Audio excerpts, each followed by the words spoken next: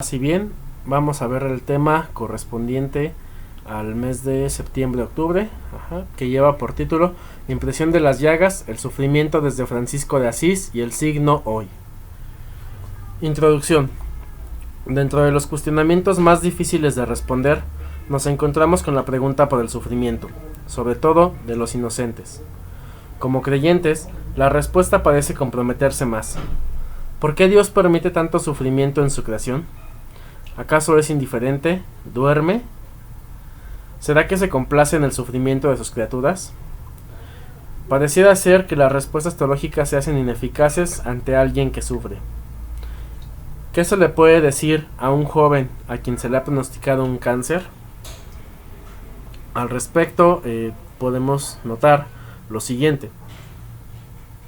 Pareciera ser a veces que en los casos de lo que se denomina como teología de la vida, que es lo que confrontamos como realidad, pareciera que las respuestas teológicas se quedan cortas, ¿no? A veces el decir es una prueba de Dios, no sabemos qué es lo que va a pasar, pues pareciera ser que no es suficiente.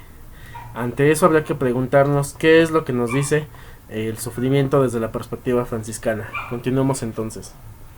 Tengamos presente que Francisco de Asís no fue teólogo, por lo que no trata teóricamente este problema. Tampoco intenta justificar a Dios ante tantas injusticias en el mundo, ni defendiendo los llamados derechos del hombre, ante un Dios aparentemente injusto y sin compasión. Hacemos una pausa. Los derechos del hombre pues es algo que tenemos ya como bagaje cultural dentro de un contexto histórico y que provienen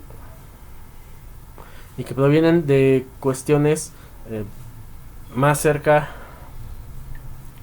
y que provienen de la Ilustración, de ciertas definiciones que ya se han dado sobre esos derechos y ante las cuales pues preguntarnos con una cuestión teológica no pareciera ser suficiente.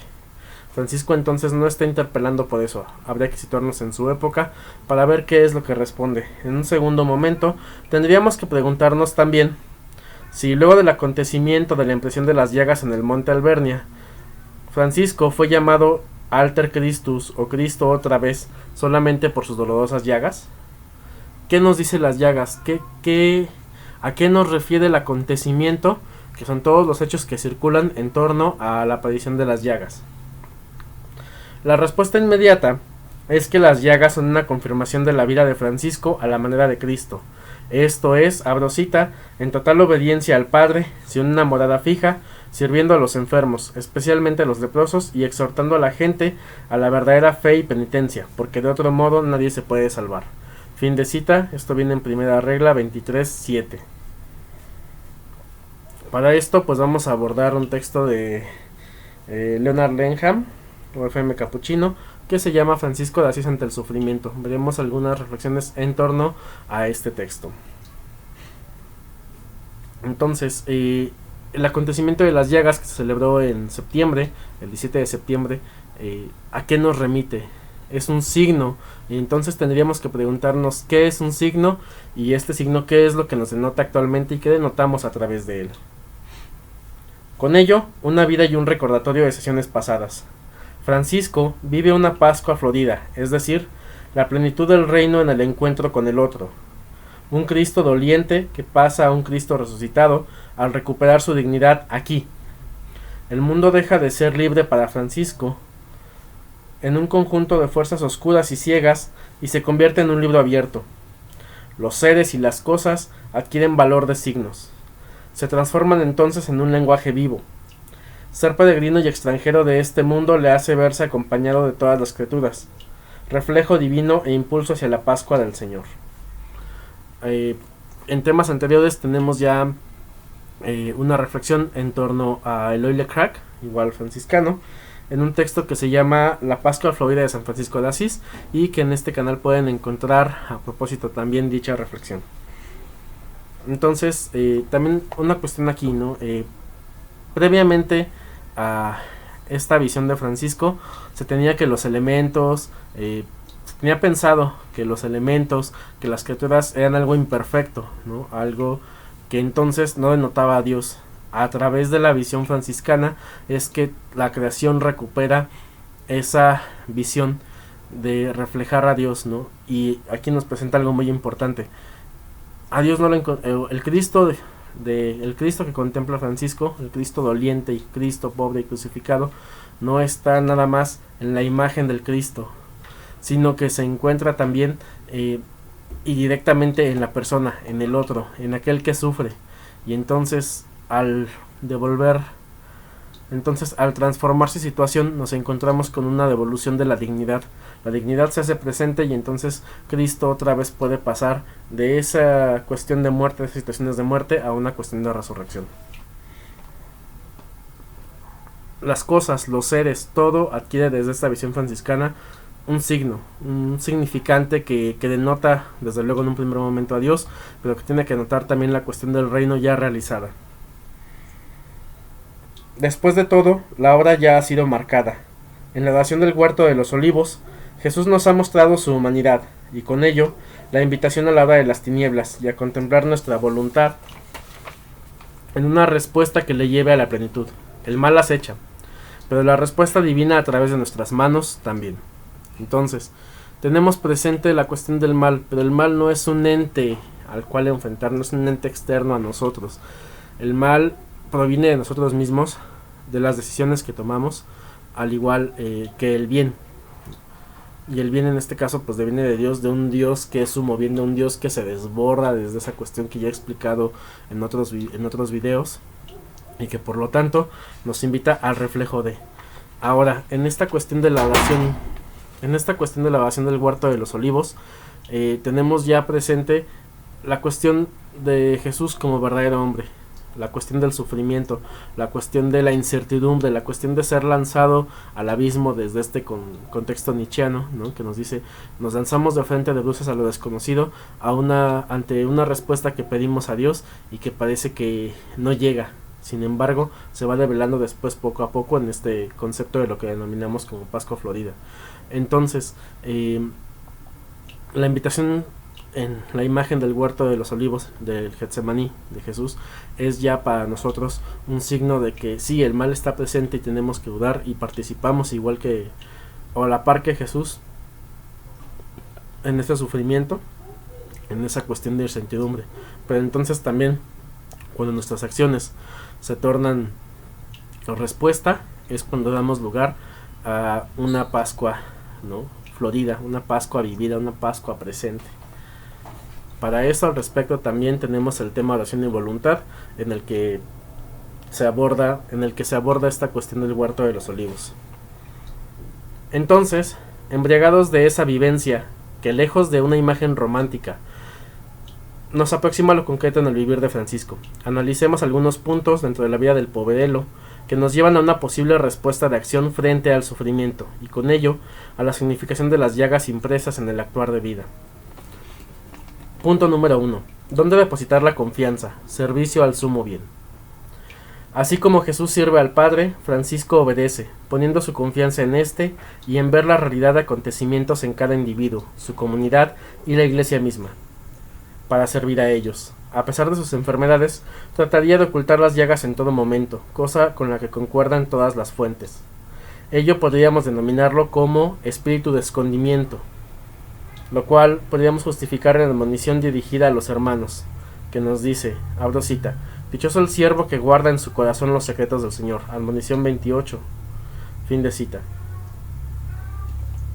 Y con esta cuestión vamos a un punto, ¿no? Francisco obedece, pero esta obediencia recordemos tomarla desde el ob audire, que también hemos tomado en otros videos, ¿no? Obediencia es un sobreescuchar, un poner atención a todo lo que vemos. Francisco se sienta, ve y escucha las necesidades primero de lo que él piensa, ¿no? Como en su contexto de vida vemos el Francisco ve y repara mi iglesia, observa también o escucha las cuestiones de la comunidad y después las cuestiones eclesiales, ¿no? Y es lo que nos corresponde también entonces a nosotros realizar esta obediencia, así como Jesús lo hace al analizar todo su entorno, es lo que Francisco también llega a hacer desde este punto.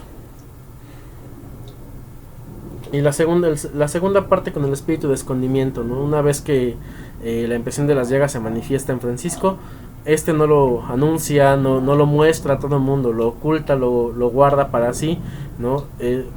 Vuelve interior esta experiencia, que es parte de lo que conforma a final de cuentas la mística. El camino de la mística es el camino interior, no es el camino de revelarse por cosas mágicas, ¿no? Que pasan de repente, sino es el camino que vamos forjando interiormente para devolvernos a esto que denominamos como Dios, a lo divino, ¿no? Al sumo bien. Como siempre, lo que enseña lo vive después Francisco en primera persona. Según Fernando Uribe, esto lo tenemos en el texto de Uribe: a todos estoy obligado a servir, segunda carta a los fieles, el servicio según los escritos de Francisco de Asís. Francisco utiliza el verbo servio ire 21 veces, mientras que el sustantivo latino servitium o servitium 2 veces, refiriéndose con estos a funciones o actitudes en relación con Dios y con los seres humanos. Es decir, para Francisco el servicio es una actitud ante Dios, lo cual consiste en una vida de conversión constante del corazón y bien, que es lo que denominaría como el hacer penitencia, como él lo llama en sus escritos. Entonces, una vez que está la escucha, viene la cuestión del proceder, ¿no? Lo que él llama el hacer penitencia, esta forma vitae que hemos ido llamando a lo largo de estos videos, es esto. El servicio franciscano consiste entonces en escuchar y actuar. Lo comparamos, o lo podríamos comparar con esta cuestión del ver, juzgar y actuar que tomamos actualmente desde el método de la teología de la liberación. Y tomar en cuenta eso, ¿no? El servicio es siempre una actitud del hombre frente a Dios y de Dios hacia el hombre, ¿no? Escuchamos y servimos. No se trata de una vocación, como dijeran por ahí, de tapete para que todos nos pisoteen, no, sino que se trata de analizar y poner lo que tenemos, que es la humildad, al servicio de los demás. Resulta preciso entonces analizar y escuchar al mundo y a los hermanos, pues justo son los momentos críticos aquellos en los cuales Dios puede servirse de nosotros. No es ya nuestra voluntad. Un camino seguro a la cruz se abre ahí, y con ello la cabalidad de la realización del reino. Tenemos que pasar necesariamente por el camino de la cruz. No es un gusto por el sufrir, sino es parte del analizar la vida misma, ¿no? El sufrimiento del que consta la vida misma, pero que es meramente un paso, porque no se queda tampoco en la muerte. El cristiano tiene como tarea básica en su vida conocer, adorar y servir en penitencia al Señor Jesús. Confróntese con primera regla 23.4.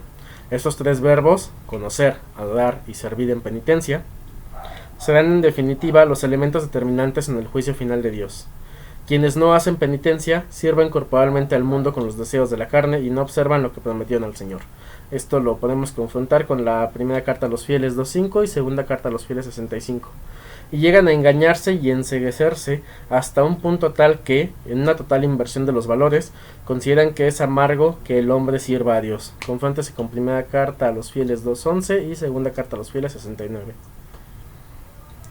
La vida en penitencia lleva, por tanto, como una consecuencia necesaria, a que el servicio de Dios esté en el centro de las preocupaciones del cristiano. Servir a Dios no es para él una mistificación, ni una evasión de la realidad presente. Al contrario, implica un compromiso concreto con los hombres, y precisamente con los más marginados de la sociedad. Entonces, 2 puntos a destacar. Primer punto. Tomar en cuenta la inversión de valores, ¿no? La vida franciscana, la vida en penitencia, es una constante conversión, una constante metanoia, un constante cambiar de pensamiento.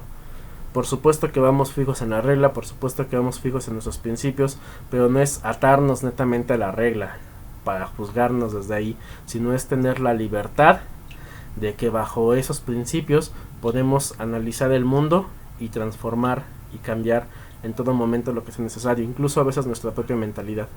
A veces la conversión no es cambiar a los otros de mentalidad, sino cambiar nosotros mismos con lo que hace falta, ¿no? Y esto lo vamos viendo en Francisco, por ejemplo, cuando él va con el sultán, ¿no? Que está a la escucha y que aprende también de la revelación que hay dentro de la religión musulmana, ¿no? Por ejemplo, y que en su tiempo daría también forma al contexto de los sufís, al contexto de los derviches, que tienen una vida similar, ¿no? Un poco a los valores franciscanos, y que es un tema, por supuesto, para otro video. Ahora, la cuestión de la inversión de los valores. Muchas veces, por el mero hecho de que juzgamos una escala de valores, creemos que eso es lo que debe ser, ¿no? Y nos atamos justamente otra vez a la letra, nos atamos específicamente a los valores, nos atamos a lo que creemos que se supone es. Desde este punto, lo que nos sugiere el texto es alejémonos justamente de esa inversión de los valores, porque por supuesto cada tiempo, cada etapa va teniendo sus propios valores y va cambiando el pensamiento. Y recordemos entonces también que el analizar todas estas cuestiones del pasado nos sirven para repensar nuestro presente. ¿Qué es lo que necesitamos cambiar, ¿no? Si el mundo está en crisis y tenemos actualmente signos de crisis ante el mundo, ¿por qué son? ¿Qué es lo que hace falta? ¿Qué es lo que necesitamos cambiar? Necesitamos observar y transformarlo. Y esta cosa, ¿no? Entonces, servir a Dios para Francisco, como nos dice este último apartado, no es solamente una mistificación de yo estoy aparte y me voy por la vida, ¿no? Como pasa en el texto de Rubén Darío y Francisco y el Lobo, ¿no? Que como al final Francisco no puede transformar al lobo, que es una persona, que es un ladrón, entonces agarra y se va rezando el Padre Nuestro por allá, ¿no? Y ya es feliz con lo que él vive aparte. Y no se trata de eso, se trata de hecho de transformar en todo momento y analizar la realidad presente. No podemos zafarnos del presente para irnos a las añoranzas del pasado. Necesitamos analizar el pasado para entender nuestro presente y transformarlo. Punto 2. Enfermedad y actividad. Francisco mismo habla en sus escritos de sus enfermedades, las cuales merecen en sí un tema aparte por tratar, para lo cual recomiendo los estudios del padre Octaviano Smucky. Francisco mismo confiesa en la carta a la orden su culpa por no haber observado la regla y no haber recitado el oficio divino, abro cita, o por negligencia o por mi enfermedad, fin de cita, carta a la orden 39. Y en otra carta, abro cita, a todos los cristianos, religiosos, clérigos y laicos, hombres y mujeres, señala como motivo de su iniciativa, puesto que soy siervo de todos, a todos estoy obligado a servir y a suministrar las honoríferas palabras de mi Señor. Fin de cita. Por eso, recapacitado que no puedo visitarlos personalmente a cada uno dada la enfermedad y debilidad de mi cuerpo, me he propuesto comunicarles a través de esta carta y de mensajeros las palabras de nuestro Señor Jesucristo. Fin de cita. Segunda carta a los fieles 2:3. Notamos la fuerte voluntad de Francisco de anunciar la palabra de vida. Por eso la cuestión de odorífera, ¿no? No es una palabra nada más escrita, una palabra sentenciada a muerte. Odorífero es que huele, ¿no? Como si fueran las flores. Son las flores de las palabras de nuestro Señor. Dado que no les puedo dar un ejemplo presente estando yo ahí porque estoy enfermo, es entonces como me remito a escribir esto para comunicarlo. Entonces vemos una cuestión ante la enfermedad, ¿no? La enfermedad no debería de ser un pretexto meramente para frenar lo que hemos decidido como modo de vida. Si la enfermedad nos detiene en un momento, entonces tenemos otras opciones si es que es lo que hemos decidido hacer para transformar y cambiar el mundo. La voluntad aquí de Francisco es una voluntad tan firme que no puede ser superada por la debilidad física. Parece verdaderamente que cuanto más disminuyen las fuerzas físicas, tanto más aumentan las interiores. Podemos notarlo con más intensidad en la redacción del Cántico de las Criaturas, nacido en una noche del sufrimiento. Francisco yacía oprimido, desanimado y casi ciego, en una celdilla hecha de esteras junto a San Damián. Sufría atroces dolores en los ojos y era molestado por ratones.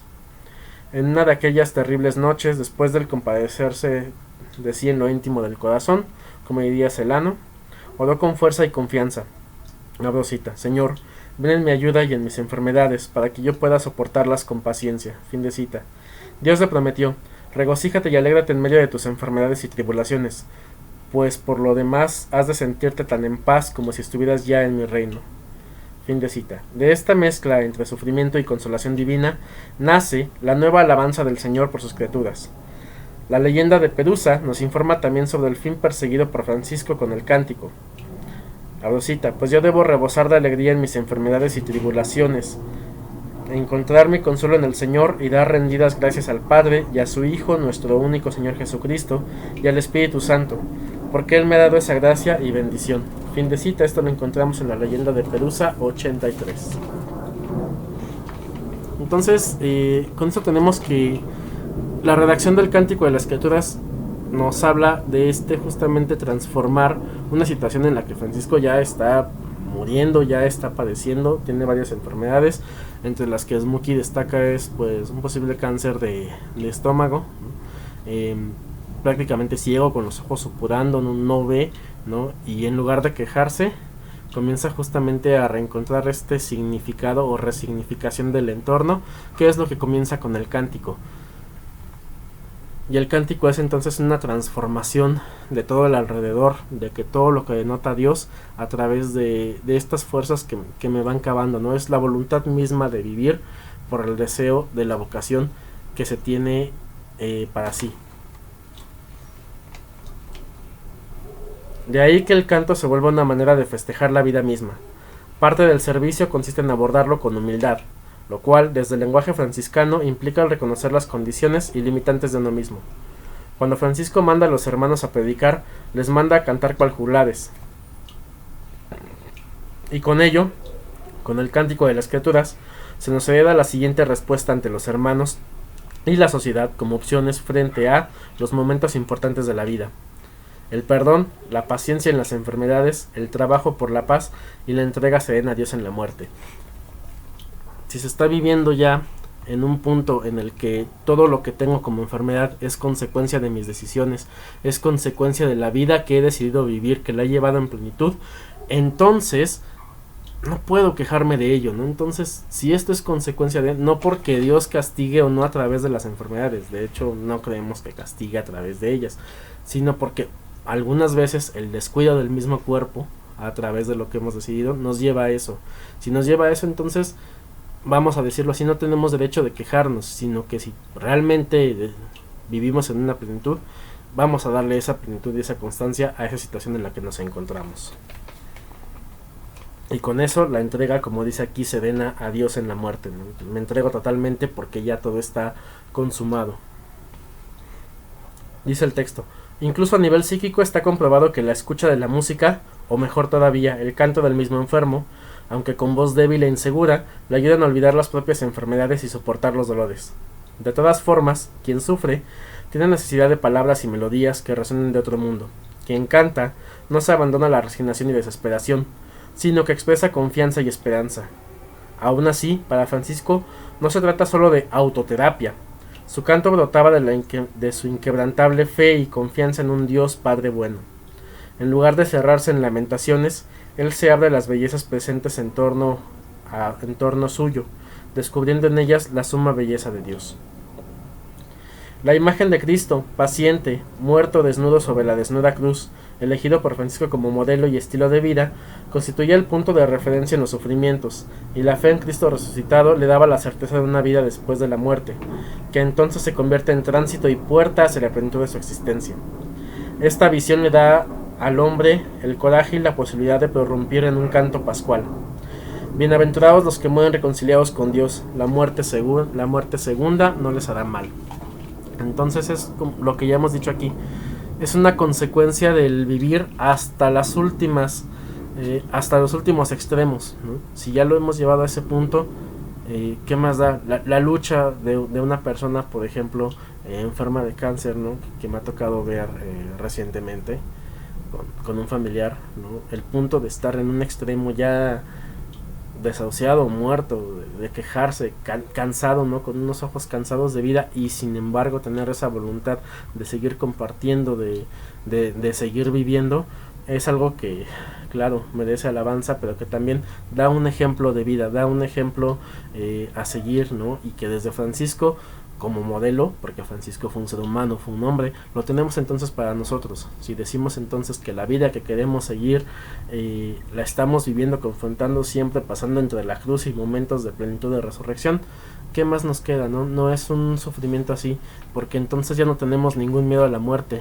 Como dice ahí, la muerte segunda no les hará mal. ¿Qué nos puede hacer mal si nos encontramos ya en esa plenitud de vida, de amor, de entrega, que es el mismo Dios? 3. La enfermedad como gracia. Dice Francisco en la primera regla, abro cita: ruego al hermano enfermo que por todo dé gracias al Creador, y que desee estar tal como el Señor le quiere, sano o enfermo, porque a todos los que Dios ha predestinado para la vida eterna los educa con estímulos de los azotes y las enfermedades, y con el espíritu de compunción, como dice el Señor. A los que yo amo los corrijo y castigo. Fin de cita, esto lo encontramos en la primera regla 10.3. En lugar de lamentarse por el hermano, parte del cumplimiento de la voluntad divina es el abandonarse en su providencia. No importa estar sano o enfermo, importa, sin embargo, estar unido a la voluntad de Dios. Francisco no deja de poner en evidencia también el fin pedagógico del sufrimiento. La enfermedad debería suscitar aquel sentimiento que induce al dolor por los propios pecados, la reflexión de la vida misma y el desprecio de los falsos placeres, temor de Dios y deseo de unirse a Él. El sufrimiento no se origina por una venganza o castigo de Dios, sino por su amor, como Francisco subraya citando el Apocalipsis 3:19, a los que ama los corrige. Tanto los enfermos como aquellos que los cuidan deben continuamente esforzarse en tener un comportamiento de paz anclado en Dios. Entonces será posible vivir la misma experiencia hecha por Francisco, de la que habla en su testamento. Abro cita: al separarme de los leprosos, aquello que me parecía amargo se me tornó en dulzura del alma y cuerpo. Esto lo encontramos en Testamento 3. La potencia del amor lo transforma todo. Dios es amor. Parece que no hay algo más claro que esto que tenemos aquí, ¿no? En ningún momento Francisco considera que sea un pleno sufrir por sufrir, ¿no? Obviamente en el lenguaje de su tiempo pues lo va colocando a que Dios nos pone pruebas, ¿no? Actualmente lo tomamos como de, si Dios nos pone pruebas para salirnos del presente, para salirnos de lo que realmente estamos padeciendo, y de una justificación.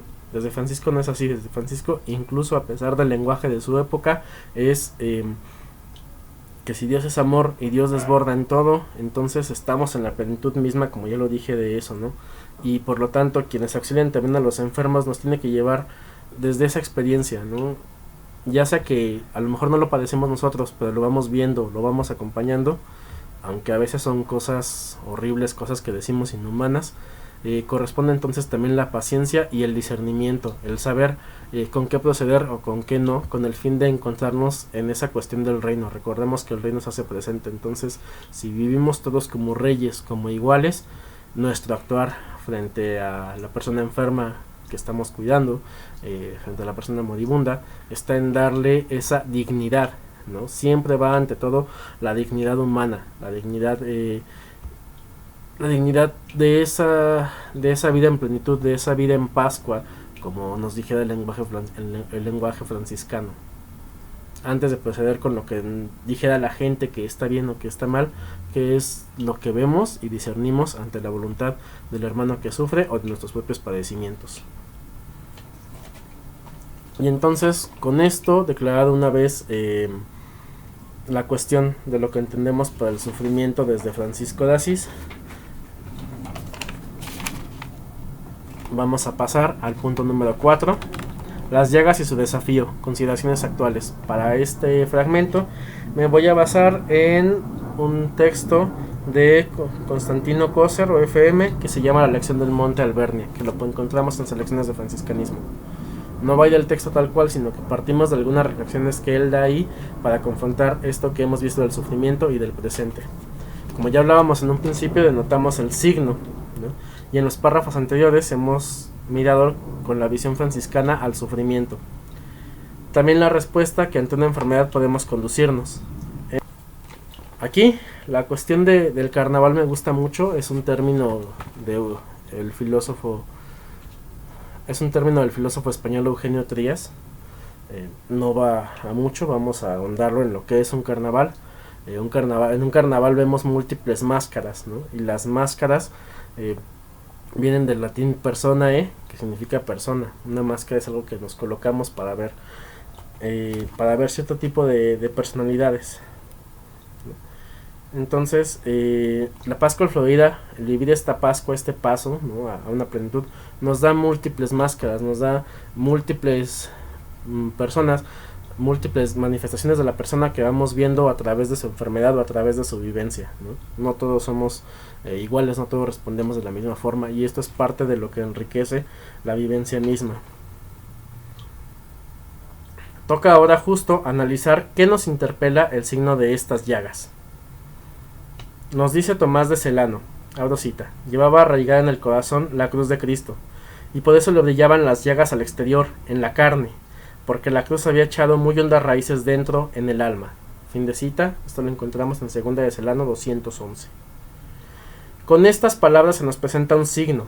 Las llagas de San Francisco son una realidad que encierra su propio misterio, evocando una realidad que nos queda por descubrir. En su momento, tuvieron un sentido para el mismo Francisco, como eco de su vida y entrega, quizá entre tantas crisis como una respuesta divina. También tuvieron sentido para otros, quienes en su época veían realizada la edad del espíritu y con ello la próxima parucía cerca. Ahora, para nosotros que nos decimos seguidores del Santo de Asís, debieran tener otro sentido, cuál para cada uno. Entonces, regresamos a la cuestión del signo. El signo es algo que dentro del lenguaje remite un contenido de suyo y que además nosotros al portarlo o al vivirlo le damos también otra significación, digamos, además de la que ya trae en connotación. Por ejemplo, en el caso de la orden franciscana seglar, cuando usamos el escapulario que conforma el hábito, vemos que en el frente trae las 5 llagas de Francisco, ¿no? Y pues muchos decimos, ahí son las llagas y lo que nos imaginamos, lo que nos ha llegado de información, lo que medios nos han platicado en la misma formación, y nos olvidamos de qué es lo que realmente denota el portar las llagas y de lo que denota el uso de la palabra hábito, porque hábito no se refiere solamente al traje, por decirlo de esa forma. Hábito se refiere a lo que llevamos como forma de vida, ¿no?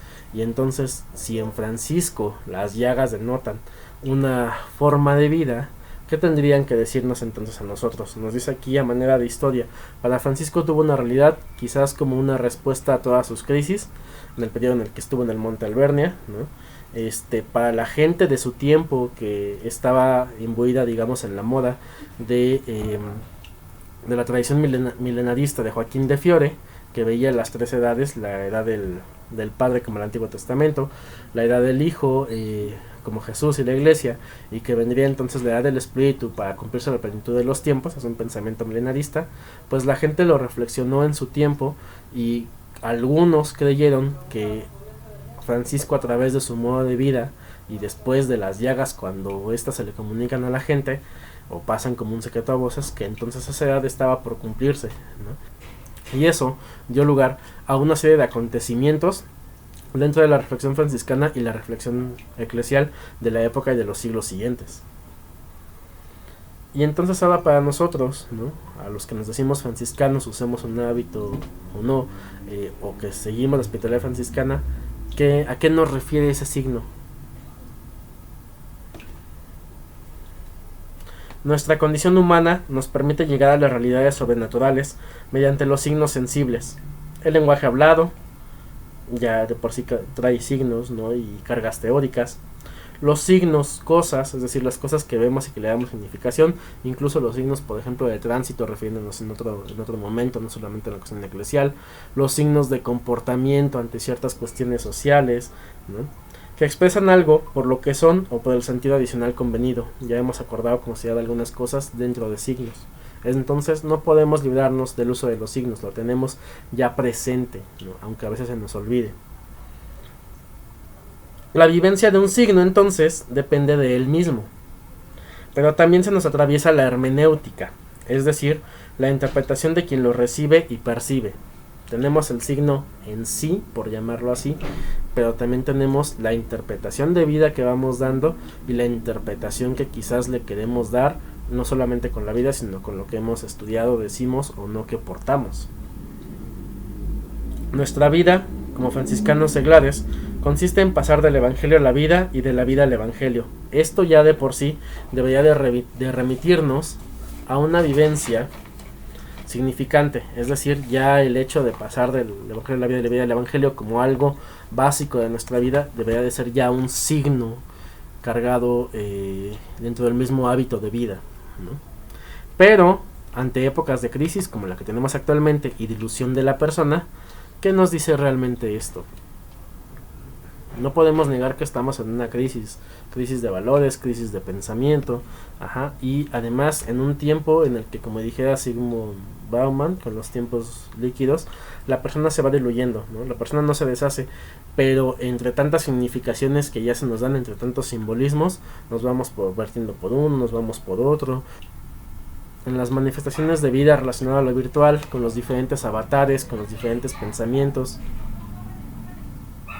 con las diferentes redes sociales, eso de por sí también ya nos da signos distintos de los cuales tenemos que hablar.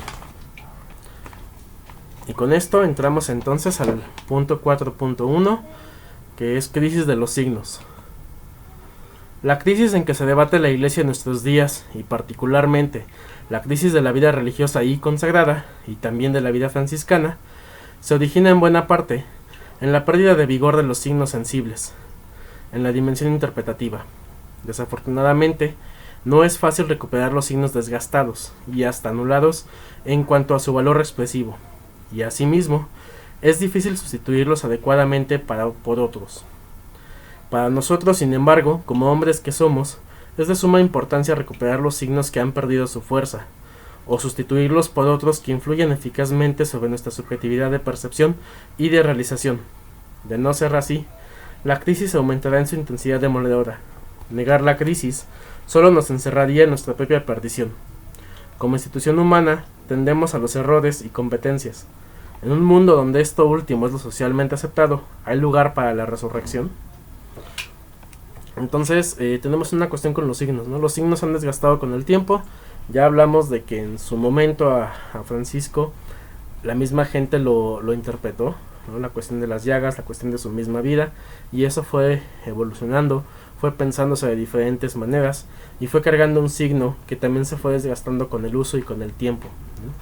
En algún momento entre los siglos XVII y XIX, la cuestión del modo de vida, de la forma vitae, se fue transformando en una cuestión meramente de una beatitud, en una cuestión meramente de pasar a considerar que la vida en penitencia era un vivir aparte, un apartarse, ¿no?, del mundo, apartarse de toda la situación, apartarse de que en el momento, por ejemplo, empieza la crisis del racionalismo también como pensamiento, y entonces nos apartamos como una respuesta para negar todo lo demás, y eso lo que hizo fue desgastar los signos poco a poco. Ahora, actualmente, también con todas las diferentes formas de pensar, con los pensamientos posmodernos que hay, todo eso fue cambiando, ¿no? Y entonces nos encontramos ante esa crisis de los signos.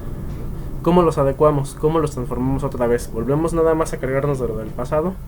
¿Podemos afirmar que podemos colgarnos netamente del pasado? ¿No? ¿Cómo podemos sustituirlos también? Recordemos que en videos pasados hemos hablado de los instituyentes y la institución, ¿no? Entonces la vida franciscana se fue formando o se fue configurando también a través de los siglos en una institución basada en ciertas reglas, en ciertos memoriales, y mucha gente se quedó específicamente con la cuestión de la institución. Y recordemos que lo instituyente es la cuestión de vida que va transformando a la misma institución desde sí.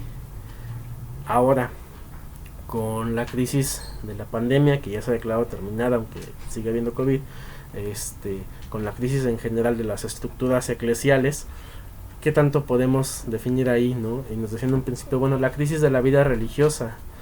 Realmente la vida religiosa responde a las necesidades actuales, habría que confrontarlo desde ahí. La vida consagrada, ¿qué dificultades tiene también? Porque nosotros como terceros franciscanos, como franciscanos seglares, tenemos una consagración de vida.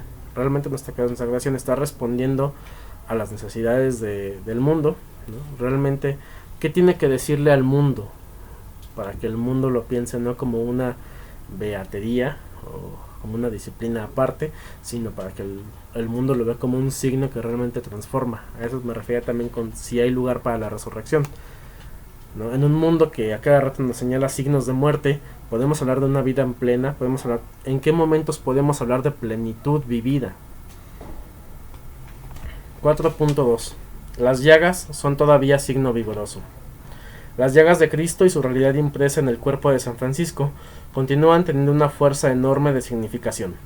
Continúan siendo signo, Son un signo que se contradice para perdición o se integra en la propia vida para resurrección. Esto lo podemos confrontar con Lucas 2:34 en el Evangelio. Las llagas de Cristo, abiertas en la cruz y mantenidas en la resurrección, tienen una fuerza significativa, inmensa e insospechada. Nadie puede permanecer neutral y sin respuesta ante ellas. Las llagas de San Francisco reciben de las de Cristo su vigor significativo. Poseen, no obstante, su propio valor. En cuanto al hecho de que la crítica abundante de quienes se resisten a aceptarlas no han podido eliminar de la historia, y en cuanto al signo de que la realidad de las llagas de Cristo continúa viva hasta el punto de manifestarse de esta manera intensa y maravillosa. Es decir, la fuerza del signo pervive y es necesario abrir nuestras almas y las de los demás para que esta fuerza de significación transformante pueda actuar. Entonces, de suyo, el hecho de las llagas de Cristo, como símbolo también de la resurrección, ¿no? Sobre todo en el relato de Lucas, por ejemplo, o en el de Juan, donde Tomás duda y dice, bueno, pues le dice, toca la llaga para que veas que soy yo, ¿no? Que este es mi cuerpo que he resucitado. Denota también la cuestión en su tiempo de las comunidades que escribieron los evangelios de la interpretación de la resurrección. Entonces ya de por sí hay una carga teórica de la resurrección y la vida en plenitud que recae en Francisco al pensarlo a través de las llagas. Aunque no se limita ahí, sino que en Francisco, como ya lo hemos dicho ahorita y lo hemos señalado, a través de la cuestión del sufrimiento, también son un signo propio de su misma vida, de que la vida de Cristo se pueda hacer, la vida de Jesús se pueda hacer posible, esa entrega voluntaria hasta las últimas consecuencias, ¿no? por la visión del reino, por la vida del reino, se puede hacer posible en tanto que somos humanos, ¿no? Y entonces desde Francisco nos da ese punto, nos dice aquí, bueno, no se ha podido eliminar de la historia, es un signo que está presente, ¿no? Que sigue interpelando a pesar de que se ha cubierto, por decirlo así, de diversas capas que parecían opacarlo o que parecían desgastarlo. 4.3. Mucha crisis, mucha duda, poca fuerza. La crisis en que nos vemos inmersos no es de ayer, pero se ha intensificado en nuestros días. Su influencia en las almas proviene de un cuestionamiento o puesta en tela de juicio generalizado. Todo cuestionamiento puede ser vida si su desafío es aceptado y conducido hasta la respuesta, pero engendra la muerte cuando no se acepta el reto y los interrogantes que suscita permanecen sin esta respuesta. Produce la muerte a través de la duda, que fácilmente se convierte en escepticismo, y el escepticismo hace de la vida un cementerio. Nos encontramos con más crisis, ¿no? Con muchas dudas y que por lo tanto la fuerza se va, la fuerza del signo se va desgastando más, ¿no? Nos dice aquí una cuestión importante, ¿no? Podemos aceptar que estamos en crisis, pero si simplemente lo aceptamos y no intentamos transformarlo, nos produce una situación de muerte, nos quedamos en un cementerio andante, ¿no? Nos transformamos en escépticos porque decimos, no, pues no va a cambiar, siempre ha sido así, siempre ha habido corrupción, siempre ha habido instituciones humanas, siempre ha habido problemas, ¿no? Entonces, ya va a pasar, ¿no? Ahí se queda a final de cuentas, ¿no? Y entonces la crisis está ahí, pero solo se observa y se mantiene alejada, y entonces nos quedamos en situaciones de muerte. Ahora viene lo más nuevo, ¿no? También después de esto, por una parte el escepticismo de decir, bueno, no creo entonces que hay una posibilidad de cambio. Si no crees que hay una posibilidad de cambio, no hay posibilidad de una resurrección, no hay posibilidad de una vida en plenitud, ¿no? Y entonces convertimos las formas de distribuir la vida en formas de distribuir la muerte, en el momento que perdemos la personalización, en el momento que perdemos la situación realmente de cambio que pueda ir hacia ahí, ¿no? Y aún más, autores como Achille Mbembe, africano, nos hablan de la necropolítica o formas de distribuir la muerte.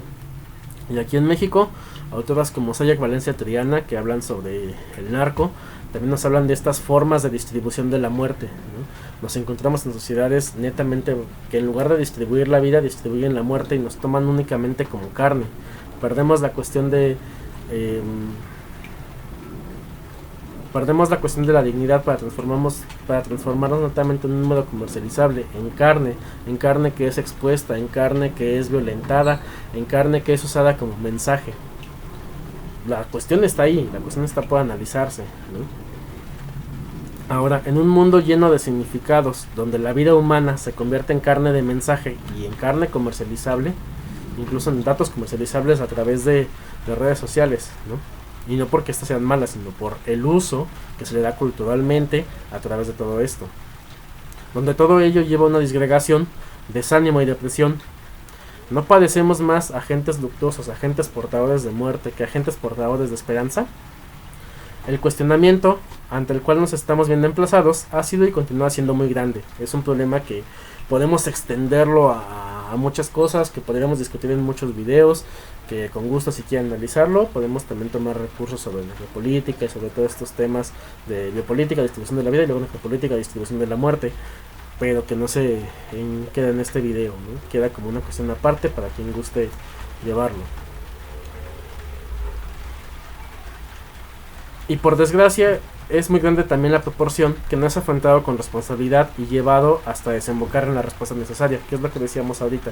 Como es un tema tan amplio aparentemente y que nos parece inabarcable, lo dejamos ahí. Ah, claro, hay situaciones de muerte y fin, se acabó, no hacemos nada por cambiar realmente o por transformar todas estas situaciones que realmente nos atraviesan como sujetos, nos atraviesan como cuerpos, no podemos ignorarlas o decir que no las ignoramos, porque pasamos por todo ello a fin de cuentas también. Y si no damos una respuesta, si no lo confrontamos con un compromiso, entonces también nos complacemos en controversias estériles, ¿no? En poder tomar cursos, en poder decirlo, en poder denunciarlo, en poder presenciarlo incluso, y que no se quede más que en morbo, que no se quede en algo que produzca realmente una situación de cambio, una situación de vida.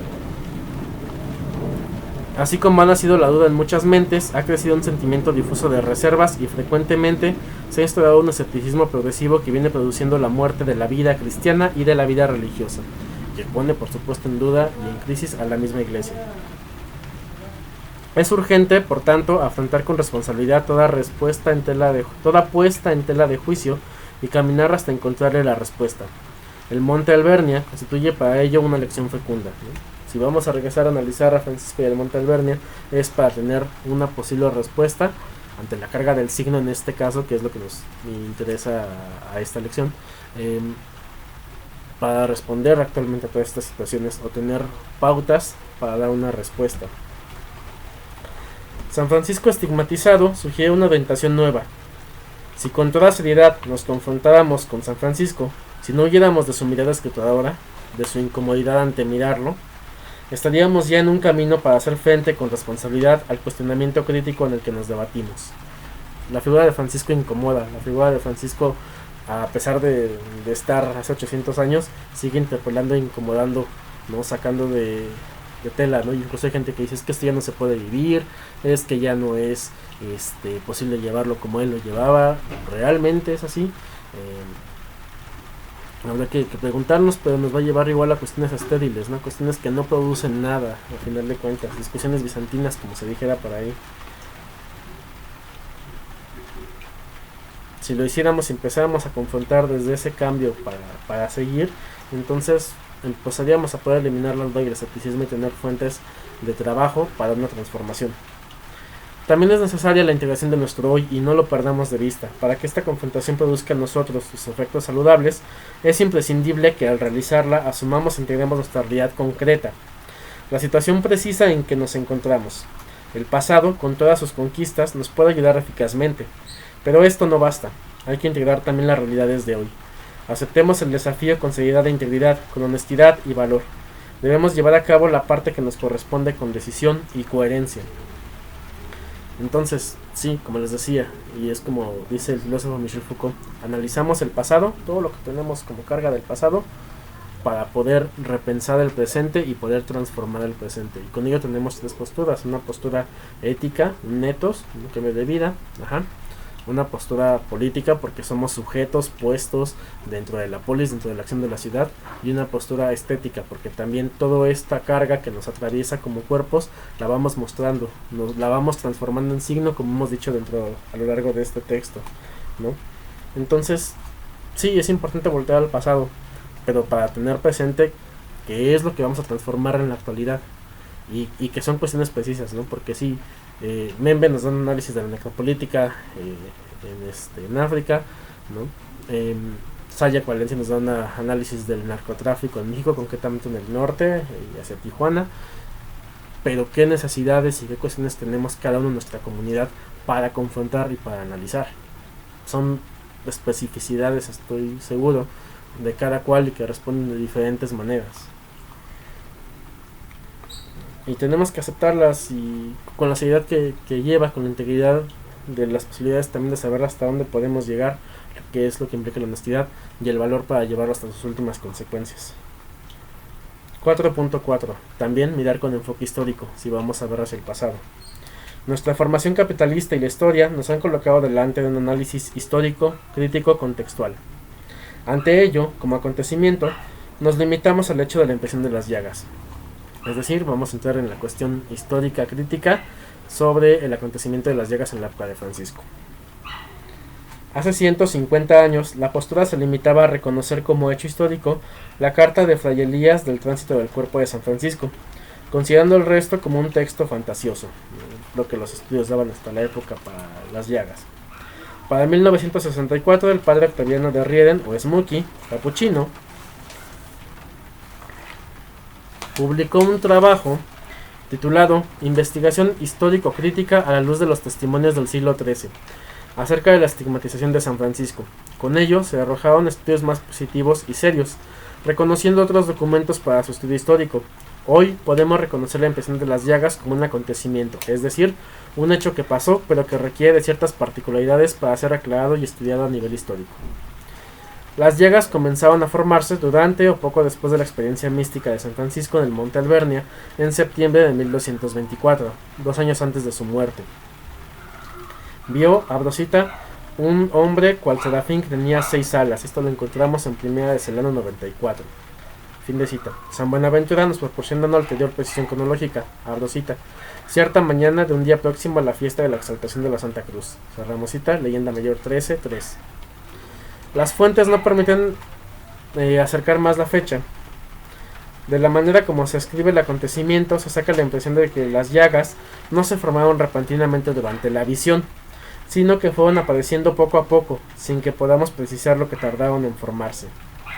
Comenzaron a aparecer, escribe Celano, en sus manos y pies las señales de los clavos, las cuales había visto poco antes en el hombre crucificado. Primera de Celano 94. Y San Buenaventura. Al momento, comenzaron a aparecer, statim apere comperunt, en sus manos y pies las señales de los clavos. Leyenda mayor 13:3.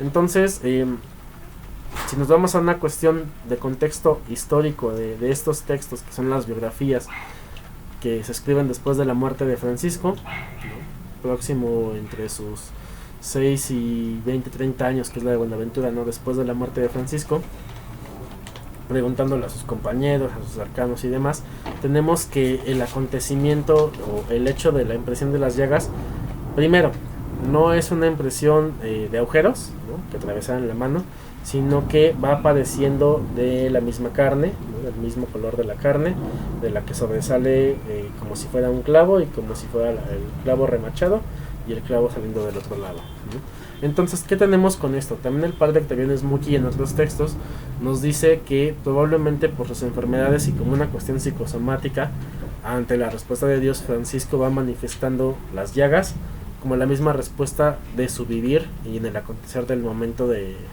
sufrimiento que lleva ya con sus enfermedades hasta ese punto. Ojo, no estamos intentando quitar toda la parte mística alrededor de Francisco. Estamos intentando aclarar con las precisiones que se nos exige actualmente una mirada hacia ese acontecimiento, no verlo con ojos distintos, porque claro, el lenguaje de hace 800 años es distinto al lenguaje actual. La forma de las llagas. La descripción de Fray Elías, que esa es la carta primera que sale a la muerte de Francisco, y la de Celano, que ese es su primer biógrafo, nos presentan diferencias que han sido interpretadas como contradictorias. Sin embargo, leyendo las dos relaciones con escrupulosa atención y sin prejuicios, hay que reconocer que no existen tales contradicciones, y que el texto de Celano, lejos de contradecir el texto de Fray Elías, lo confirma. Hay que tener presentes las dos descripciones. Fray Elías escribe, abro cita, sus manos y pies tuvieron como las punzadas de los clavos, las cuales atravesaban ambas partes, conservando las cicatrices y mostrando la negrura de sus clavos. La piel se veía como algo negro, ¿no?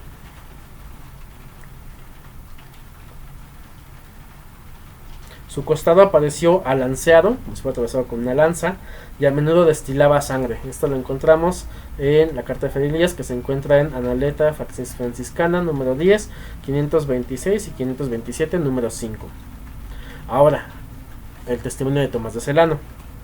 2 años después, a la vista de Fray Elías, y en vida de muchos que habían contemplado las llagas, Tomás de Celano refiere, abro cita: veíanse las manos y pies traspasados en su mitad o centro, y las cabezas de los clavos aparecían en la parte interior de las manos y en la superior de los pies, y sus puntas en la parte opuesta. Las señales de la palma de la mano eran redondas y por encima puntiagudas, entonces se veía como el clavo, ¿no? La palma, de tal modo que se advertían algo más carnosas, como si las puntas salientes de los clavos hubieran sido retorcidas y machacadas, sobresaliendo del resto de la carne. En idéntica forma estaban impresas las señales de los pies y eran más prominentes que lo restante. El costado derecho estaba atravesado como por una lanza, por cuya cicatriz abierta manaba con frecuencia sangre tan abundante que llegaba muchas veces a teñir la túnica y aún los paños menores con la sagrada sangre. Fin de cita, primera de Celano 94. Son entonces los dos testimonios que tenemos para ver la forma de las llagas y qué es lo que pasa, ¿no? Porque también a través de la historia, como les dije, como se van deformando los signos y los símbolos, en películas, en descripciones, ¿no? Nos presenta, incluso en las imágenes, ¿no? Se nos presenta a Francisco como si tuviera agujeros, ¿no? Los agujeros de las llagas. Y vemos al menos en los testimonios respecto de la época que no son agujeros, sino que es la misma carne que toma la forma de los clavos. Y la piel que a veces se le adelgaza tanto que sangra. Ahora, ¿quiénes vieron las llagas? San Francisco sintió el deber de guardar cautela acerca de las llagas, siguiendo en ello una de sus normas más inolvidables. Abro cita: bienaventurado el siervo que custodia en su corazón los misterios del Señor. Admonición 28. Fin de cita. Los primeros biógrafos subrayan muchas veces esta cautela del santo. Lo podemos encontrar en Primera de Celano 94-95, Segunda de Celano 99 y 133, Leyenda Mayor de San Buenaventura 6.3 y Leyenda Mayor 10.4 y Leyenda Mayor 13.4. Según Tomás de Celano, solo Fray Elías y Fray Rufino contemplaron la llaga del costado en vida de San Francisco. Eso lo encontramos en Primera de Celano 95, ¿no? Entonces, solamente Fray Elías y Fray Rufino, que digamos sería Fray Rufino su cercano que lo estaba cuidando, y Elías que era el que estaba a cargo de, ¿no? Las llagas de las manos y de los pies no se podían ocultar tan fácilmente, y a buen seguro, los más íntimos compañeros del santo las contemplaron con cierta frecuencia. No obstante, durante los 2 años de estigmatización, tanto Francisco como los pocos íntimos que conocían lo sucedido mantuvieron en secreto las llagas, ya sea a petición de él o ya sea por considerarlo dentro de este pensamiento franciscano como parte de lo que se conserva para sí. Así lo confirman las noticias que nos han transmitido los documentos del siglo XIII. Corrían rumores discretos al respecto, pero nada cierto se supo en la vida del santo. Tuvieron que esperar hasta la muerte para corroborar. Esta es la impresión que le queda a quien lea atentamente las referencias que han llegado hasta nosotros, teniendo en cuenta el característico modo de hablar de las fuentes. Entonces, esto es un resumen. Si nos metemos inmersos en el lenguaje de la época, nos vamos a topar con bastante lenguaje que parecía ser no tan claro ante todo este resumen que se ha hecho, pero pues los invito por supuesto a confrontar estas cuestiones para ver qué es lo que les puede decir la investigación al respecto y quitarnos también de otros mitos ante esta cuestión que nos pide el mito actual nacional para demostrar la cuestión de las llagas.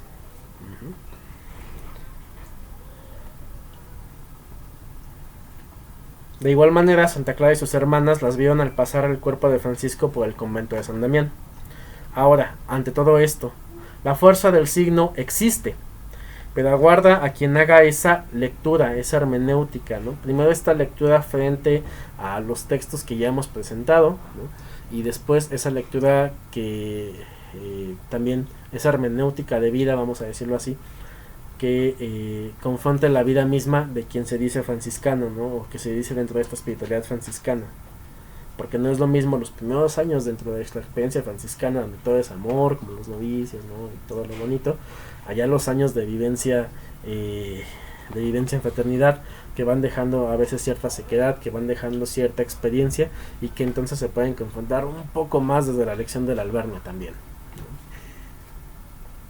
Y esa lectura confrontarla, por supuesto, con nuestra actualidad. ¿Qué tiene que decir el signo ante esto? Hay otros símbolos de estigma también presentes socialmente, ¿no? Hay un autor que se llama Rafael Ángel Gómez Chodeño, que toma la cuestión del estigma, no en el sentido religioso, no en el sentido franciscano, sino en el sentido de decir que la estigmatización es señalar a los otros, señalar a ciertos grupos para apartarlos y después para exterminarlos, ¿no? Y que tiene que ver justamente con esta situación actual de formas de distribución de la muerte. Chodeño es filósofo, entonces pues también pueden encontrar por ahí el texto, creo que está en internet, si les interesa eso. Y entonces tendríamos otra lectura también del signo, de la estigmatización frente a diferentes grupos, ¿no? Contra lo que nos señala de por sí la situación actual, ¿no? Y como les digo, hay diferentes lecturas que podemos confrontar para dar una respuesta ante todo esto. Y 4.5, respuesta del signo. Dios es conquista e interiorización del hombre, no alienación. Vivimos sumergidos en la densa y oprimente nube de una acusación blasfema. Dios es alienante, es lo que nos dicen actualmente. El hombre, para encontrarse a sí mismo, debe liberarse de Dios, ¿no? Si ha quedado el cadáver de Dios, el cadáver de la esperanza, ¿no? Que es lo que señala, por ejemplo, Nietzsche en alguno de sus textos, que el hombre mismo se encargó de matar esa esperanza que simbolizaba a Dios. Entonces nos queda también el cadáver del hombre, como dije después Foucault, ¿no? El término vacío del hombre expuesto, ¿no? Ante que ya no se sabe realmente qué es lo que dice esa concepción, ¿no? Y de otra gente que también afirma pues que esa figura de Dios, que era la esperanza, que era una forma crítica de religión, pues queda aparte, ¿no? Es lo que aliena, es lo que divide, ¿no? Desde esa visión postmoderna. Es obvio que si Dios existe, es obvio que si Dios no existe, tesis cada vez más difundida y ateísmo de nuestros días, nada más alienante para el hombre y para la humanidad que la religión. Una vez que se suprime a Dios, entonces la religión también hay que suprimirla porque aliena y divide. El cultivo de las relaciones con Dios, relaciones estas que lo afirman y absorben todo por fuerza intrínseca en el absoluto y único Dios y reducen al hombre a la total, ilimitada e inconmensurable dependencia, sumisión, heteronomía y propiedad de otro. Es como el discurso general, ¿no? Cargado de estas divagaciones sobre lo que es el concepto de Dios y que de hecho no existe o no puede existir. Y si lo vemos de una forma lógica actual, pues claro, Dios no existe, Dios no puede existir, ¿no? Por una propiedad lógica, Dios no puede existir porque la existencia denota corruptibilidad. Si Dios es omnipotente e incorruptible, no existe, es lógica. Ahora, nos dice el texto, nada más absurdo ni más nocivo si Dios no existe, pero Dios está.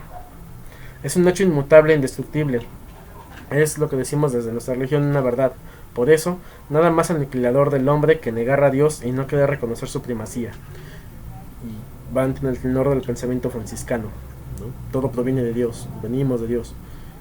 Dios desborda en ser el sumo bien. Nosotros los hombres, el hombre y la humanidad, no somos realidades absolutas, ¿no? Eso lo tenemos claro y por eso venimos a Dios como una realidad absoluta. Si algo demuestra nuestro tiempo es que el hombre, al situarse en el centro de la realidad, al centrarse en sí mismo, se anula absolutamente, se aliena solo, de la manera más radical, se convierte en absurdo para sí mismo. Y que tiene que ver con esta cuestión de la necropolítica, por supuesto, también. Porque son formas de distribuir la muerte desde el dejar de considerar la humanidad, lo que decía, ¿no? Si dejamos el cadáver del hombre, del concepto de hombre, entonces puede reemplazarse por carne, puede reemplazarse por cualquier cosa, hasta que no se regresa a esa cuestión esa cuestión de la dignidad, no puede recuperar entonces esta cuestión de que el hombre es. Solo nos liberamos y nos encontramos a nosotros mismos, solo huimos de la alienación y tenemos sentido, meta y destino, solo tenemos historia y consistencia en Dios, en ese Dios que desborda desde el pensamiento franciscano, como lo tomamos así. San Francisco, principalmente en la culminación mística de la Albernia, lo nota, nadie más que él mismo, en identidad y distinción, que el bienaventurado Francisco, porque nadie como él, refiriéndose a Dios, nadie más realizado y promovido, y él nunca más realizado y promovido que cuando Dios se adueñó de su ser de manera tan radical en el monte Albernia. Entonces el signo de los estigmas, ¿no?, es para Francisco esa respuesta de que Dios es su mirada, de que Dios se manifiesta en todo tanto que incluso a él, ¿no?, a él que se consideraba lo menos, lo transformó y lo mostró. Y entonces también nos cuestionan nosotros, ¿no? O debería de cuestionarnos también nosotros. ¿Qué decimos entonces de Dios? ¿Qué símbolo portamos al cargar los estigmas de Francisco? ¿Realmente lo estamos cargando como lo cargaba Francisco? Sin preguntarnos si puede vivirse o no, porque eso es irrelevante a final de cuentas.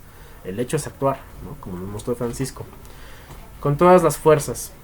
Dios es, en el sentido más radical, el centro, la cima y el núcleo del hombre. Un hecho en el plano de la realidad, pero al mismo tiempo y extrañamente, un hecho que debemos realizar, ¿no?, a través de nuestras manos, en nuestra inteligencia y en nuestra voluntad. Para eso tenemos la inteligencia para discernir, y la voluntad, que también es un concepto franciscano, que es el volcar la vida misma en nuestra subjetividad, que es todo lo que nos atraviesa, no podemos quitárnoslo, ¿no?, que es lo que tenemos en el presente. Estamos atravesados por muchos discursos, son parte de nosotros, no los podemos quitar, pero también nos transforma. Y en nuestra efectividad, en cómo lo realizamos, es decir, entonces en todo lo que somos. Es la tarea y la meta de la vida presente, tarea que tenemos que realizar nosotros mismos, personalmente, tarea que no excluye, sino que implica a los demás, a los otros. No es una tarea que se pueda llevar a cabo en solitario, aislados y separados, individualistas, sino en comunión con los otros. La dimensión de los otros es inseparable de nuestra tarea personal, pero sin olvidar que la tarea continúa siendo personal y que nadie puede asumirla en sustitución nuestra. Por supuesto, es aclararlo en términos actuales, ¿no?, porque hemos perdido el sentido de la comunidad. Somos tantos seres humanos, somos tanta gente en el mundo que aparentemente de suyo parece imposible el formar comunidad, porque la comunidad refiere a pocos, ¿no?, que todos se conocen y vamos, trabajamos en un lugar, vivimos en otro, vemos a la familia por pedazos, etcétera. Estamos tan disgregados que parece que la comunidad no es posible. Entonces, para explicarlo en lenguaje actual, es esto. Por supuesto, es una experiencia propia, es la experiencia de la decisión de voluntad que tomamos personalmente, pero que deviene en la comunidad, en donde vamos, en donde vivimos en diferentes lugares, que sería también parte de la red de Enjambre, como contexto filosófico, y además en lo que denominamos como fraternidad, que es lo que intentamos vivir a la usanza franciscana, no nada más en la fraternidad local que denominamos, sino en todos los lugares donde estamos trabajando. La realización de esta tarea es precisamente lo que hace comunión. Recordemos el sentido común, unión. Sin ella, no es posible una verdadera comunión de hombres. A ella se reduce toda comunión posible. Con ella se llenan todas las legítimas aspiraciones del hombre y del hombre en comunión. Por voluntad divina, no solo se realizan, sino que se cumplen con creces en una comunión con Dios. Otra vez hablamos común unión, nos unimos varios para un solo en común, que es el amor. Y el amor no tiene límites, que sobrepasa hasta las posibilidades activas de esta y cualquier otra creación posible. Es la comunión la que nos hace partícipes de la naturaleza divina. Con esto confrontámoslo con 2 de Pedro 1:4. Nuestra comunión forma parte del misterio de Dios. Es una comunión en la que no somos aniquilados, sino que permanecemos nosotros mismos, cada uno. Todos somos uno, y sin embargo, permanecemos individuos y personas.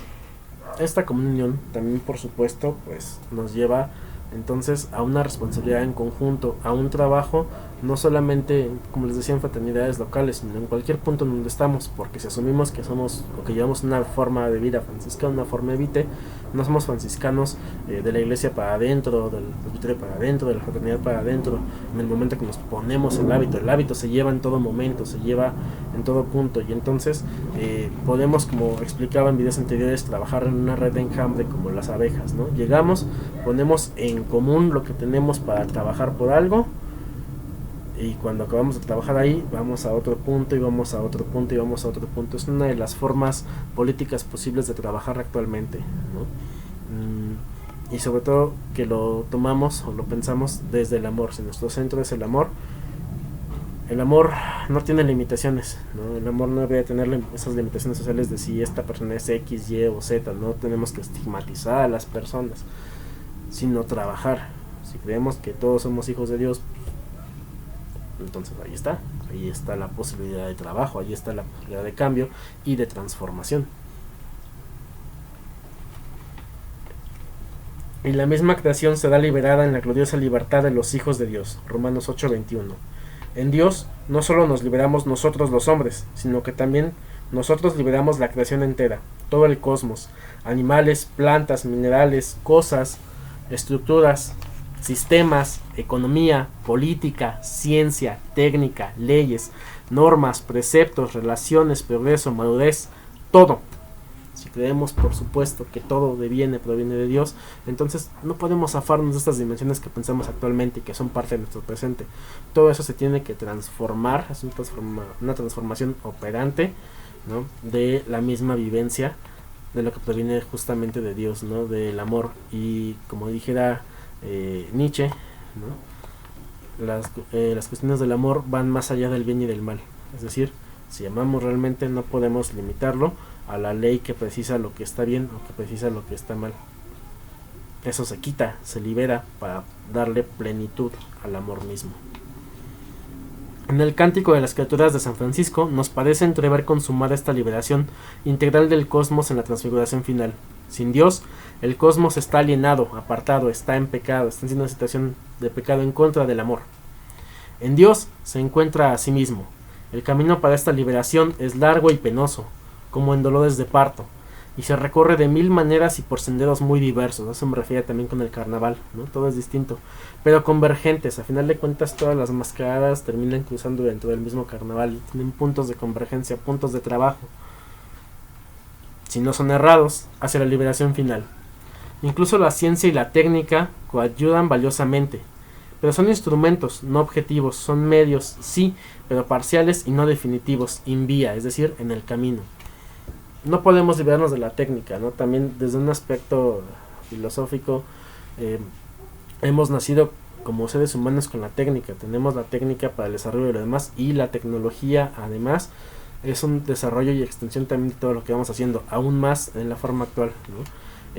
Aún más con la difusión en redes sociales, con la difusión del ciberespacio, ¿no?, de que extendemos incluso las memorias a través de lugares de almacenamiento, ¿no?, en la nube, por ejemplo, no solamente en las memorias, en las computadoras, ¿no? Ya nuestra memoria no se limita a eso, incluso hasta para encontrarnos utilizamos un GPS para saber dónde estamos o llegar a X lugar.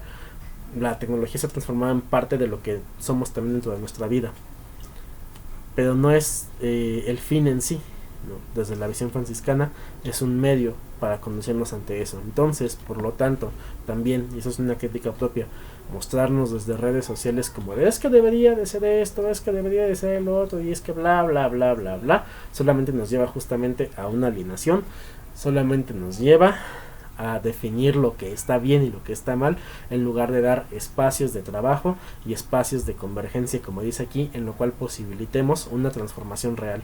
Simplemente nos estamos limitando otra vez y distrayendo del acontecer. Tenemos que descubrir entonces sin vía, en el camino, qué es lo que realmente lo constituye. A pesar de todas sus limitaciones, crisis, alternativas y equívocos, son parte del camino en dolores de parto, todas estas situaciones.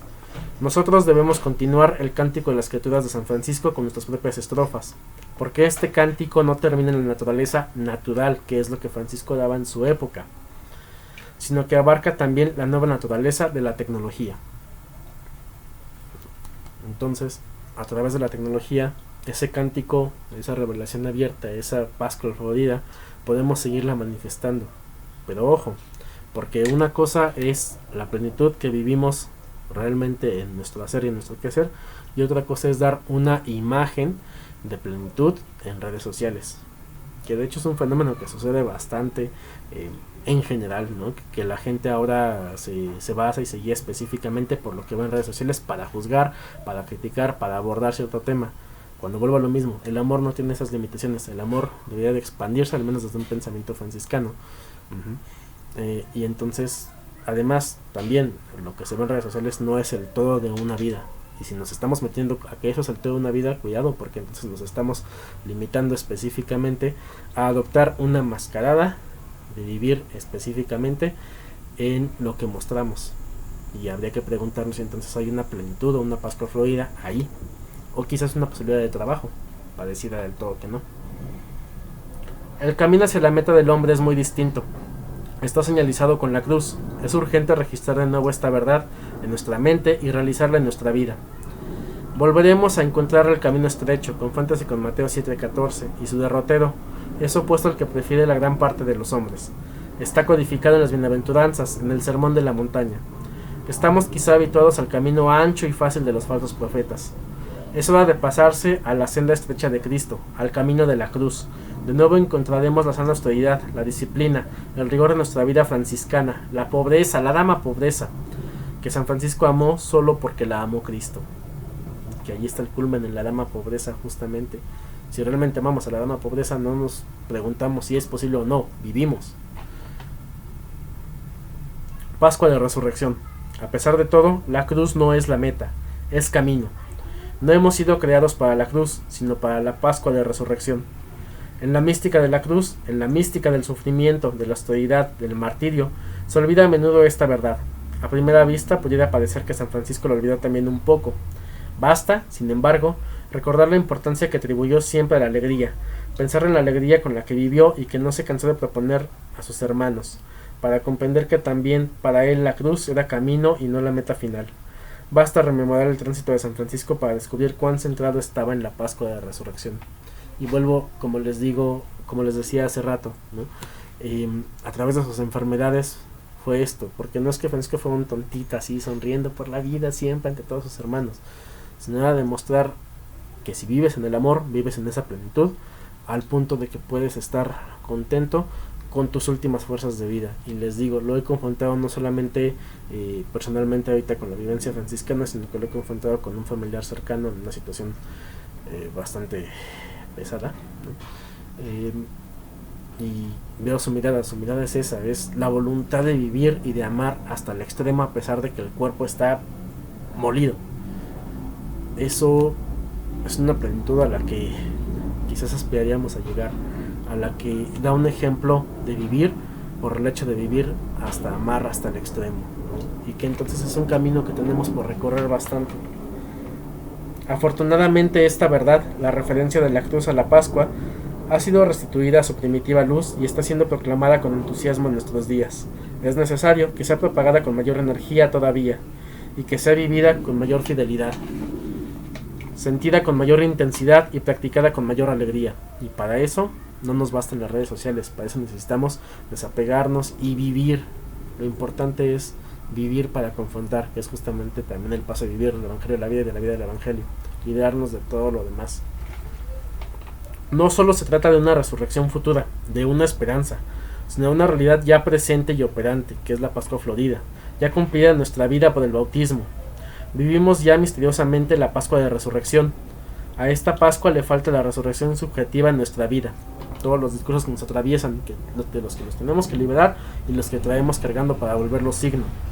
Vivimos ya, pero todavía no, la Pascua. Entre el ya y el todavía no se sitúa el camino de la cruz, el sufrimiento de la vida, el sufrimiento general que llevamos ante todas las situaciones que tenemos, los signos de crisis. San Francisco abandonó la Albernia en 1224 con un gran misterio escondido en su alma.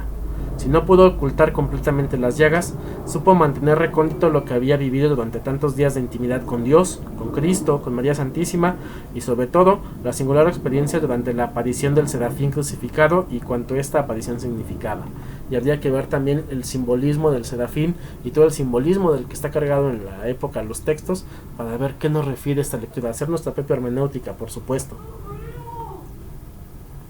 Algo se transparenta en el papel que escribió Fray León, pero lo más importante se lo llevó consigo como secreto del rey. No obstante, aún sin conocer su contenido, sabemos que la Albernia fue para Francisco una experiencia irrepetible de vida con Dios. Las llagas que llevó durante 2 años fueron la señal permanente de esta experiencia y lo mantuvieron siempre unido a ella. También para nosotros, aunque desconocedores de una tal experiencia mística, el Sagrado Monte es una lección tan sublime como intensa, un mensaje ardiente, un estímulo poderoso. Y con eso damos por terminado la lección de estos meses. Y no quitar el dedo del renglón de que la experiencia mística no es solamente ese término de algo super sublime apartado. La experiencia mística es lo que va configurando nuestro camino interior, a lo que nos va llevando nuestra propia vida. Francisco, más que teólogo, fue un místico, y a nosotros lo que nos queda también como ejemplo de eso es el camino entonces de formar nuestra propia mística dentro de la mística franciscana, dentro de la experiencia del Dios. Es una vía intuitiva, no necesitamos de muchos presupuestos lógicos para expresarlo, a pesar de que después lo expresaron pensadores como Duns Scott o Samuel Aventura, Guillermo de Ockham, ¿no? A pesar de todo eso, recordar esa vía intuitiva, ¿no? Esa vía de que es la vida misma la que nos va conduciendo hacia esa plenitud. Para terminar, termino con la bibliografía. Revisamos de Constantino Coser, OFM, La lección del Monte Albernia en Selecciones de Franciscanismo, volumen 4, número 11. Este es de 1975. Revisamos también algunos fragmentos de Eloy Leclerc, OFM, en el texto La Pascua Florida de San Francisco, en Selecciones de Franciscanismo, volumen 5, número del 3 al 14, es un texto de 1976. También de Leonard Lenham, OFM Capuchino, Francisco de Asís y el Sufrimiento, en Selecciones de Franciscanismo, volumen 31, número 92, este texto es del 2002. Y de Fernando Uribe, OFM, A todos estoy obligado a servir, segunda carta a los fieles 2, el servicio según los escritos de San Francisco de Asís, en Selecciones de Franciscanismo, volumen 19, número 57, que es un texto de 1990, además de pues apuntes propios que he sumado a ese texto, que espero les sirva mucho. Muchas gracias por consultarlo, por consultar este video. Pueden ayudarme mucho compartiéndolo o donando algo. Soy Jesús Sigüenza, paz y bien.